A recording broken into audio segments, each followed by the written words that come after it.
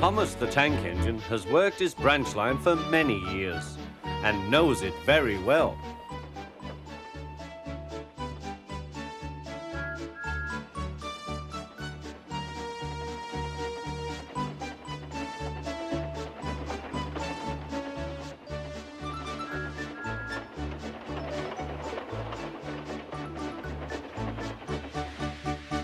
You know just where to stop, Thomas, laughed his driver. You could almost manage it without me.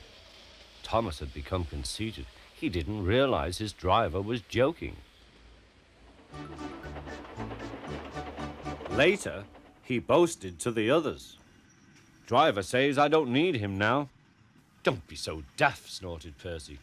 I'd never go without my driver, said Toby earnestly. I'd be frightened. Huh, boasted Thomas. I'm not scared. You'd never dare. I would then. You'll see. The next morning, the firelighter came. Thomas drowsed comfortably as the warmth spread through his boiler.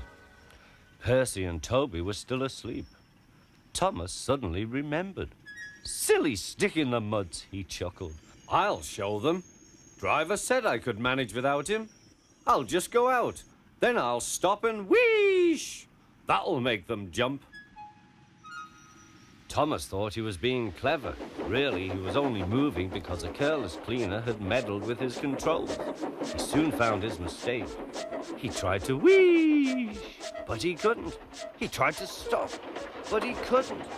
He just kept rolling along.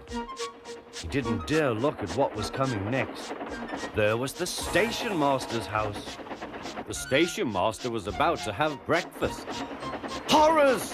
Cried Thomas, and shut his eyes. The house rocked. Broken glass tinkled. Plaster was everywhere. Thomas had collected a bush on his travels. He peered into the room through its leaves. He couldn't speak. The station master was furious. His wife picked up her plate.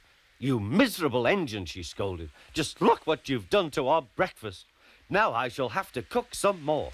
She banged the door. More plaster fell. This time it fell on Thomas. Thomas felt depressed. Workmen propped up the house with strong poles and laid rails through the garden.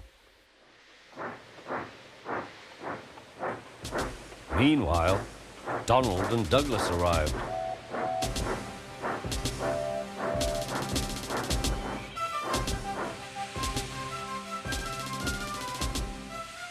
Don't fash yourself, Thomas. We'll soon have you back on the rails, they laughed.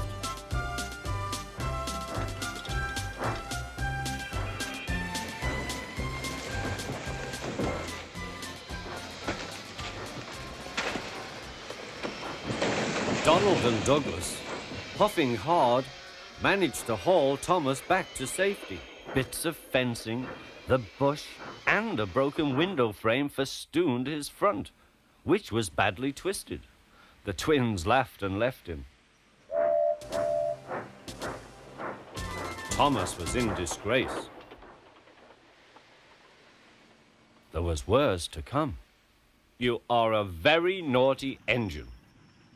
I know, sir. I'm sorry, sir. Thomas's voice was muffled behind his bush. You must go to the works and have your front mended. It will be a long job. Yes, sir. Meanwhile, a diesel rail car will do your work. The diesel, sir? Thomas spluttered. Yes, Thomas. Diesels always stay in their sheds till they are wanted. Diesels never gallivant off to breakfast in station masters' houses.